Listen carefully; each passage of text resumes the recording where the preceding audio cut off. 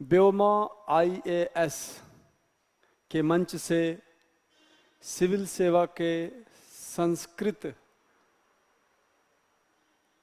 वैकल्पिक विषय के अभ्यर्थियों का स्वागत। Welcome from Vyoma IAS for the aspirant of IAS for this having subject Sanskrit. मैं पिछले दिनों से संस्कृत विषय में जो प्रश्न पूछा गया था उनका विश्लेषण करता रहा हूं और कैसे 350 प्लस अंक अर्जित किए जाएं, how to obtain 350 plus marks. I am talking about that since quite a long. तो आप देखेंगे कि हमारी जो विधि है संस्कृत लिखने की, उसके पीछे एक अच्छा खासा इतिहास होता है और उस इतिहास के जान लेने के बाद जब आप छोटे रूप में समास को लिखते हैं, इससे पहले मैंने उच्चारण स्थान और सिद्धि प्रक्रिया के बारे में बात की थी, मैं कल से समास प्रक्रिया के बारे में बात कर रहा हूँ। तो आप देखेंगे कि हमारा जो प्रश्न है इसके बारे में जो पूछा गया है वो ये था। सबसे पहले तो IAS Sanskrit how to obtain 350 plus 2020 वर्ष से प्रश्न समाधान श्रृंखला 7वां वीडियो है हमारा। ये हम प्रश्नों का समाधान कर रहे हैं। तो इसमें आप देखेंगे प्रश्नों का समाधान कैसे किया जाए, क्योंकि प्रश्नों का समाधान करते समय हम शॉर्टकट अपनाते हैं, क्लिष्टता देखते हैं, सरलता देखते हैं, पता नहीं क्या क्या विचार करते हैं। सच्चाई ये है, मैं आपको बताऊं, सच्चाई ये है कि सबसे पहले एक व्यापक तौर पे समाज की एक प्रक्रिया सीख ली जाए। मैं बिल्कुल आपको यथार्थ बता दूं कि समाज की पहली प्रक्रिया में थोड़ी कठिनाई हो सकती है, दूसरी प्रक्रिया में आप आधा से ज़्यादा समाज सीख सकते हैं, तीसरी बार जब आप हमारा लेक्चर देखेंगे, तीसरी बार जब समझने का प्रयास करेंगे तो पूरा समाज का ढंग आपकी समझ में आ जाएगा।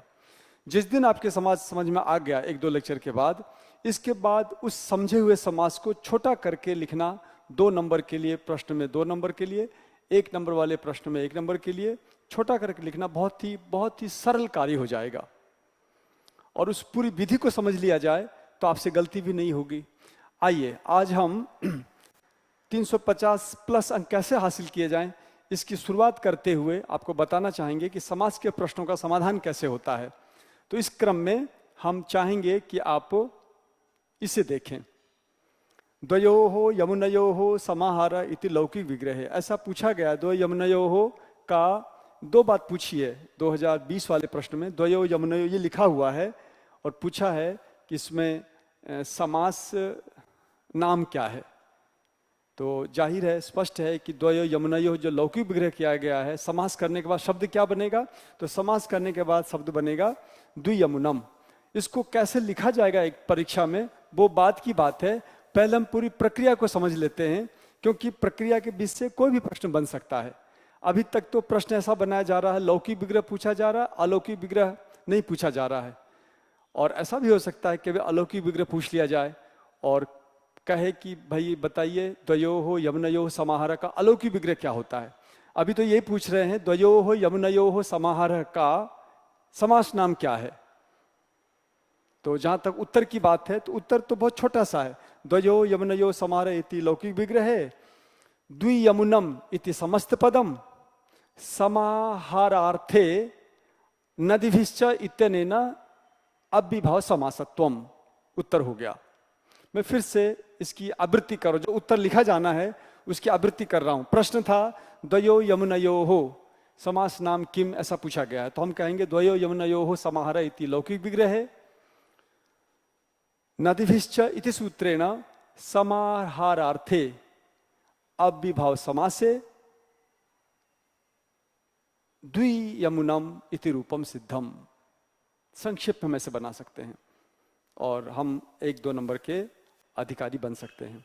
तो सबसे पहले हम इसको विस्तार में जाते हैं और फिर पूरी प्रक्रिया समझ लेते हैं, और प्रक्रिया समझने के बाद फिर जो संक्षिप्त रूप इनफैक्ट जो यथार्थ में परीक्षा में लिखा जाना है उस पे हम आएंगे। तो देखिए सबसे पहले हम लेते हैं क ख ग घ करके च छ ज यहाँ तक हमने स्टेप बनाए हैं। इन स्टेप्स के तहत चीज़ों को समझा जा सकता है। दो यमुने समाहार इति लौकिक विग्रह। लौकिक विग्रह ऐसा होता है जिसमें आप व्यवहारिक बात लिखते हैं। द्वि ओस यमुना ओस इति अलौकिक विग्रह। और जो अव्यवहारिक होता है जिसका प्रयोग नहीं होता लोक में, उसे अलौकिक विग्रह कहते हैं। द्वि ओस यमुना ओस, क्योंकि दो यमुनाओं का समाहार, दो यमुना का समाहार काके की षष्ठी का रूप है, इसलिए यहाँ पर द्वि के साथ ओस, यमुना के साथ ओस का प्रयोग करके ये अलौकिक विग्रह लिखा गया है। नदीभिश्च एक सूत्र है अव्यभाव समास का, इत्यविभाव समासे। और कृतधित समासाश्च इति प्रातिपदिक संज्ञायाम सुपो धातु प्रातिपदिक शुभ लुकी। जब भी समास होता है, समास एक संज्ञा होती है, विभक्तियों के साथ समास की संज्ञा कर दी जाती है। समास संज्ञा होने के बाद कृतधित समासाश्च, ये सूत्र कहता है कृदंत तद्धित और समास संज्ञक जो शब्द है उसकी प्रातिपदिक संज्ञा होती है। तो ये कौन सा शब्द है? ये समास संज्ञक शब्द है, जिसकी अभी अभी हमने नदीभिश्च सूत्र से समास संज्ञा की है। तो समास संज्ञा होने के कारण कृतधित समासाश्च सूत्र से उसकी प्रातिपदिक संज्ञा हो गई। प्रातिपदिक संज्ञा का फल क्या है? तो प्रातिपदिक संज्ञायाम सुपो धातु प्रातिपदिक शुभ लुकी। ये जो हमारा सुप है, ये ओस और ये ओस, इसका लोप हो गया। जब लोप हुआ तो स्थिति क्या बनी? तो स्थिति ये बनी द्वि यमुन इति जाते। द्वि यमुन ये स्थिति बनी, द्वि यमुन। द्वि यमुन बनने के बाद पूरे समास की ये प्रक्रिया है। हम तो कई बार ऊब जाते हैं ये बात बताते बताते कि यार कितना आश्चर्य और कितनी सुखद बात है कि एक ही बात को आप बार बार बार बार बार बार रिपीट करते हैं। एक जैसी बात है, संस्कृत की ही खासियत है, एक जैसी बात बार बार। और परीक्षक कोई नई बात नहीं पूछता है, जो लघु सिद्धांत कौमुदी में प्रयोग दिए हुए हैं उन्हीं प्रयोगों को जानना है, समझना है, याद करना है। याद करने वालों के लिए मैंने जैसा कल कहा था, स्वर्ग है स्वर्ग ये संस्कृत, और समझने वालों के लिए तो वैकुंठ है ये। यदि आप थोड़ा बहुत याद कर लें, थोड़ा समझ लें, तो आप समझिए स्वर्ग और वैकुंठ पहुंच जाएंगे। आनंद ही आनंद है। 350 अंक कतई असंभव नहीं है, लेकिन हाँ तपस्या तो करनी पड़ेगी। एक सफल गुरु के पास, एक समर्थ आचार्य के पास, जो एकदम सुदृढ़ होके, तत्पर होके, मनोयोग के साथ आपको एक एक बात बता दे। आप पहले गलतियां करेंगे 20%, 40%, 50%, धीरे धीरे वो गलतियां शून्य पर आ जाएंगी। शून्य पे आने के बाद 2, 3, 4 महीने में शून्य पे गलती आने के बाद आप पंडित बन जाते हैं, वाक्य बनाने लगते हैं और ये काम हो जाता है। और 350 प्लस 400 प्लस कठिन नहीं रह जाता है। तो जब द्वियमुन शब्द बनता है, एक जैसी प्रक्रिया हर बार द्वियमुन बनता है, तो अव्यभावश्च, चूंकि अव्यभाव समास हुआ है नदीभिश्च सूत्र से, इस सूत्र से इसका नपुंसकत्व होता है। नपुंसकत्व होने का मतलब ये नपुंसकलिंग का मान लिया जाता है। यमुना जो शब्द है, यमुना, ये यमुना शब्द में हम द्वियमुना इति जाते ऐसा करेंगे। अव्यभाव से नपुंसकत्व हो गया और ह्रस्व नपुंसक प्रातिपदिक सूत्र से ह्रस्वत्व हुआ, तब बना द्वियमुना। पहले द्वियमुना था, अब बना द्वियमुना। इस द्वियमुन का प्रातिपदिक संज्ञा क्षुणत्वात्, इस द्वियमुन का जो प्रातिपदिक संज्ञा थोड़ी देर पहले की थी, थोड़ी देर पहले हमने संज्ञा की थी कृतधित समासाश्च से। इससे प्रातिपदिक संज्ञा किसकी की थी? हमने प्रातिपदिक संज्ञा इसकी की थी, द्वि ओस यमुना ओस की प्रातिपदिक संज्ञा की थी। तो हमने ओस के साथ की प्रातिपदिक संज्ञा की थी। अब प्रश्न ये उठा, जब आपने ओस का लोप कर दिया तो आपके पास बचा द्वियमुना। तो द्वियमुना बचा और फिर नपुंसकत्व से नपुंसकत्व होकर के ह्रस्वत्व होकर के फिर द्वियमुन बचा। इसकी तो प्रातिपदिक संज्ञा नहीं की थी, प्रातिपदिक संज्ञा तो द्वि ओस यमुना योस की थी। तो एक सिद्धांत आया कि छिन्ने पुच्छे स्वा स्वा एव, कुत्ते की पूंछ कट जाए तब भी कुत्ता कुत्ता ही होता है, गधा नहीं हो जाता, ऐसा सिद्धांत है। यहाँ पे ओस ही तो गया है, द्वि और यमुना का ओस ही तो गया है, वो पूंछ थी। उन पूंछों के जाने के बाद भी द्वियमुना शब्द सुरक्षित है। इसलिए द्वियमुना शब्द को की गई जो तद्धित समासत्वात् प्रातिपदिक संज्ञा है वो अक्षुण्ण है, वो सुरक्षित है। अतः प्रथमा के एक वचन की विवक्षा में सुविभक्ति आने पर द्वियमुन सु यह स्थिति बनी, द्वियमुन सु यह स्थिति बनी। और एक सूत्र है अव्ययादाप सुपः, ये जब भी अव्यय संज्ञा होती है शुभ विभक्ति का लोप कर देता है ये। तो उस सूत्र से शुभ विभक्ति का लोप होने चला, यानी सु का लोप होकर के द्वियुमन ही रहने चला। तब उस शुभ लोक को रोक के, प्रबाद यानी रोक करके ना विभावा तोम तो पंचम्याहा, ना विभावा दतोम तो पंचम्याहा। इस सूत्र से सु को अम हो गया, सु को अम हो गया तो बना द्वियमुन अम, द्वियमुन अम, ये स्थिति बनी। और फिर इसके बाद अमी पूर्व सूत्र से पूर्व रूप हो गया। पूर्व का मतलब ये और ये और दोनों मिलके, न में अ है इधर अ है, तो ये अ इस न के अ में समाहित हो गया तो बना द्वियमुनम, द्वियमुनम इति रूपम सिद्धम। तो विभक्तिकार होने के बाद इस द्वियमुन रूप की सिद्धि हुई। ये पूरी प्रक्रिया है, विस्तार से हम इस पूरी प्रक्रिया को लेते हैं। कभी भी ऐसा हो सकता है जब आईएएस की परीक्षा में संस्कृत में जब नए प्रयोग होने लगेंगे तब इस तरह से सरल प्रश्न नहीं आएंगे, तब उसमें थोड़ा सा आगे पीछे होगा और थोड़ा सा क्रिएटिविटी लेके, रचनात्मकता को लेके, नएपन को लेके इस पूरी समस्या, इस पूरी प्रक्रिया से 20 से प्रश्न पूछे जा सकते हैं। इस पूरी प्रक्रिया से 20 से प्रश्न पूछे जा सकते हैं। जिसको ये पूरी बात समझी हुई होगी वो बहुत सहज और सरलता से इन प्रश्नों का उत्तर दे पाएगा। इसलिए हमें पूरी प्रक्रिया मालूम होनी चाहिए। ये थी पूरी प्रक्रिया। अब जो प्रश्न आया था उस प्रश्न पे आते हैं। प्रश्न देखिए, हमारा पिछला प्रश्न था द्वयोर यमुनयो समाहर इति विग्रहस्य। ये द्वयो यमुनयो समाहर ये पूछा गया था और इसका उत्तर क्या होगा तो देखिए, हम ऐसा उत्तर लिखेंगे 2-3 लाइन का, द्वयो यमुनयो समाहर इति विग्रहस्य द्वियमुनम इति समास रूपम। द्वियमुनयो शब्द का द्वियमुनम, द्वियमुनम यह समास रूप होगा है। और यहाँ पर अत्र ही समाहारार्थे नदिभिश्चैति अभिभाव समासे, समाहारार्थ में नदिभिश्च सूत्र से अभिभाव समास हुआ है और इसलिए उक्तम रूपम सिद्धति, ये ऊपर का रूप सिद्ध होता है द्वियमुनम। ये हमारा असली उत्तर है जो हमने बाद में लिख के बताया है। इससे पहले जो पूरी प्रक्रिया थी द्वियमुनम का वो हमने लिख के समझाया। तो इस प्रकार से किसी भी समास वाले प्रकरण में देखिए, समास लंबा चौड़ा है। लघु सिद्धांत कौमुदी में आप जब जाते हैं तो समसनम समास से शुरू होता है, केवल समास से शुरू होकर के द्वंद्व पंचमः तक समास की पूरी प्रक्रिया जाती है। लेकिन गनीमत यह है कि समास के जो शब्द सिद्धि हैं वो सुनिश्चित हैं। उसकी प्रक्रिया थोड़ी सीख ली जाए, समझ ली जाए, मैं विश्वास से कह सकता हूँ 1 या 2 समास के ही प्रक्रिया को ठीक से याद करना है। बाकी जो प्रक्रिया है वो उसी 2 समास के सीख लेने के बाद वो सारी प्रक्रिया समझ। सबसे बड़ी बात देखिए, अव्यभाव में समास करने वाला केवल एक ही सूत्र प्रसिद्ध है, अव्ययम विभक्ति समीप समृद्धि आदि। नदिभिश्च भी लघु सिद्धांत कौमुदी में दे रखा है। फिर आप आगे बढ़ते हैं, तत्पुरुष में 2-3 सूत्र हैं, बहुब्रीहि में तो एक ही सूत्र है, अनेक मन पदार्थ है, द्वंद्व में भी एक ही सूत्र है। तो पूरे समास में मुश्किल से 4-5 सूत्र ऐसे हैं जो अलग अलग समासों में लगते हैं। बाकी जो प्रक्रिया है, समासत्तात, प्रातिपदिका, सुपधातु, प्रातिपदिक, शुभलुकी और प्रातिपदिक संज्ञा अक्षुणत्वात् और विभक्ति कारी वगैरह जो भी जो प्रक्रिया है वो सब हर समास की प्रक्रिया के हिस्से हैं ये। तो उन सारे समासों में एक जैसी बात बार बार लिखी जाती है, इसलिए कोई समस्या ही नहीं है। एक बार समास सीख लें, पूरे समास की प्रक्रिया आपको आराम से आ जाती है। और समास सीखने का मतलब ये है कि आप थोड़ी बहुत भाषा सीख जाते हैं। भाषा सीख जाने के बाद फिर आप सहज हो जाते हैं, आराम से संस्कृत लिख सकते हैं। तो इस तरह से हमने आपको ये समास की जो प्रक्रिया थी वो हमने बताई है। अब इसके बाद वाले चरण में मैं चाहूँगा कि आप सूत्र व्याख्या देखें, सूत्र व्याख्या कैसे लिखी जा सकती है। जो 2-2 नंबर के आगे वाले प्रश्न में आप देखेंगे, शुरू में तो 1-1 नंबर का है, बाद के 5 प्रश्न 2-2 नंबर के हैं, एक बार फिर से 5 प्रश्न 2-2 नंबर के हैं। तो उसमें सूत्रों की व्याख्या है, तो और भी थोड़ी प्रक्रिया है। कई बार वो पूर्व प्रक्रिया को बदल के कुछ दूसरी बात पूछ लेते हैं। ओवरऑल देखा जाए तो समास हो, चाहे संधि हो, चाहे सूत्र हो, चाहे कारक हो, ये पूरी तरह से ठीक से आत्मसात होया हुआ होना चाहिए।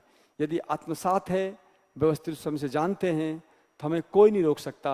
शुद्धता के साथ में लेखन करना है और हम आराम से प्रश्नों का उत्तर दे पाएंगे।